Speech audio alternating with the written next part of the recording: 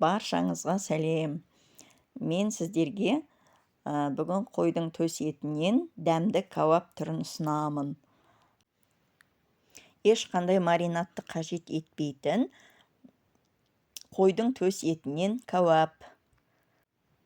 Бізге керекті заттар: тұз, кәуап дәмдеуші және чеснок қажет. Алдымен қойдың төс етін аламыз. Видеодағыдай тұзды екі жағына жағамыз әдемелеп. Одан соң чеснок езгіштен езіп алып, чеснокты да екі жағынан жағамыз етке. Чеснокты жағып алғаннан кейін кәуап дәмдеушін сеуіп, әдемелеп екі жағына жағып шығамыз. Фольгаға ораймыз. Фольганың жан-жағын жақсылап орап, одан кейін духовкаға саламыз.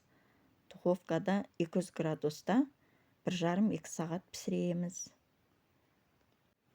Өте керемет дәмді болып шығады.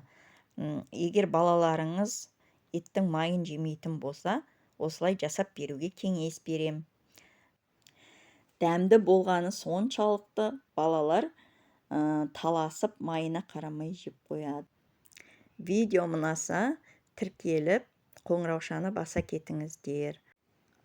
Астарыңыз дәмді болсын.